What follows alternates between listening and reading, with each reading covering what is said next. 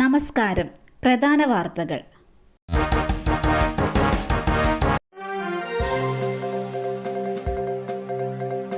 മുനമ്പത്തെ ഭൂസമരം അവസാനിപ്പിക്കാൻ core committee യോഗം. മുനമ്പത്തെ ഭൂസമരം അവസാനിപ്പിക്കുന്നതുമായി ബന്ധപ്പെട്ട ചർച്ച നടത്താൻ സമരസമിതി കോർ കമ്മിറ്റി യോഗം ഇന്ന് ചേരും. ഇന്നലെ രാത്രി ചേരേണ്ട യോഗം വിപുലമായ ചർച്ചയ്ക്ക് വേണ്ടിയാണ് ഇന്നത്തേക്ക് മാറ്റിവെച്ചത്. മന്ത്രിമാർ അടക്കമുള്ള ജനപ്രതിനിധികൾ, രാഷ്ട്രീയ നേതാക്കൾ, സമുദായ നേതാക്കൾ തുടങ്ങി എല്ലാവരെയും പങ്കെടുപ്പിച്ച് വാരാപ്പുഴ അതിരൂപത ആസ്ഥാനത്ത് വിപുലമായ ചടങ്ങ് നടത്തി സമരം അവസാനിപ്പിക്കുന്ന പ്രഖ്യാപനം നടത്തുകയാണ് ലക്ഷ്യം. 4-5 ദിവസം കാത്തിരുന്നാലും എല്ലാവരെയും ക്ഷണിക്കണമെന്നാണ് സമരസമിതിയുടെ പൊതു അഭിപ്രായം. ഇന്ന് ചേരുന്ന യോഗത്തിൽ അന്തിമമായ തീരുമാനം ഉണ്ടായേക്കും. രാഗം സുനിൽ വധശ്രമ കേസ്. മറ്റൊരു തിയേറ്റർ ഉടമയ്ക്കെതിരെ ലുക്കൌട്ട് സർക്കുലർ. തൃശൂർ രാഗം സുനിൽ വധശ്രമ കേസിൽ പ്രവാസി വ്യവസായി റാഫേലിനെതിരെ ലുക്കൌട്ട് സർക്കുലർ ഇറക്കി. ഇയാളുടെ പേരോലിപ്പറമ്പിലെ വീട്ടിൽ പോലീസ് പരിശോധന നടത്തി.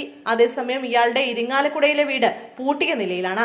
സിനിമാ നിർമ്മാതാവും ഇരിങ്ങാലക്കുടയിലെ തിയേറ്റർ ഉടമയുമായ റാഫേൽ സുനിലുമായുള്ള സാമ്പത്തിക തർക്കത്തെ തുടർന്നാണ് കൊട്ടേഷൻ കൊടുത്തതെന്നാണ് വിവരം.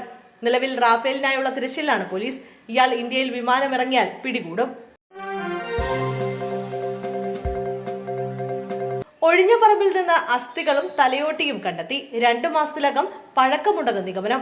അണ്ടിപ്പിള്ളിക്കാവ് ഓട്ടോ സ്റ്റാൻഡിന് സമീപമുള്ള കാടുമൂടിയ പറമ്പിൽ നിന്നാണ് അസ്ഥികൾ കണ്ടെത്തിയത്. ഇതിന് 2 മാസത്തിലധികം പഴക്കമുണ്ടെന്നാണ് നിഗമനം.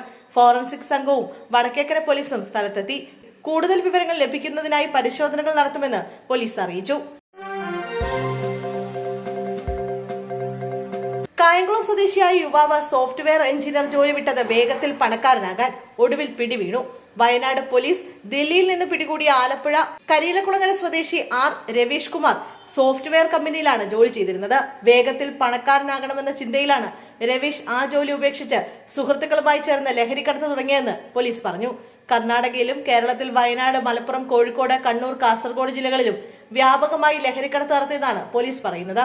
6 ഭാഷകളിൽ പ്രാവീണ്യമുള്ളതിനാൽ ഇന്ത്യയുടെ ഏത് ഭാഗത്തുനിന്നും ലഹരി കടത്താൻ ഇടനില നിൽക്കുകയെന്നത് രവീഷ് കുമാറിനെ സംബന്ധിച്ചിടത്തോളം എളുപ്പമായിരുന്നു. അതിനാൽ തന്നെ ഇടനിലക്കാരിൽ വളരെ പെട്ടെന്ന് പ്രധാനിയായി മാറുകയായിരുന്നുവെന്നും പോലീസ് പറയുന്നു. ലൈംഗിക പീഡന കേസ്. രാഹുൽ മാങ്കൂട്ടത്തിന് ആശ്വാസം. ലൈംഗിക പീഡന കേസിൽ പാലക്കാട് MLA രാഹുൽ മാങ്കൂട്ടത്തിനെതിരെ തൽക്കാലം കൂടുതൽ നടപടി എടുക്കേണ്ടെന്ന് കോൺഗ്രസ് നേതൃത്വത്തിൽ ധാരണ. രാഹുൽ മാങ്കൂട്ടത്തിനോട് MLA സ്ഥാനം രാജിവെക്കാൻ ആവശ്യപ്പെടില്ല. കേസിന്റെ ഗതി പാർട്ടി നിരീക്ഷിക്കും. കേസിൽ പാർട്ടിക്ക് ബാധ്യതയില്ല എന്നാണ് നേതാക്കളുടെ നിലപാട്. തദ്ദേശ തെരഞ്ഞെടുപ്പ് പ്രചരണത്തിനിടെ വന്ന പരാതിയും കേസും സ്വർണ്ണക്കൊള്ളയിൽ നിന്ന് ശ്രദ്ധ തിരിക്കാനുള്ള CPM കെണിയെന്ന് പറഞ്ഞ പ്രത്യാക്രമണവും നേതാക്കൾ തുടങ്ങി.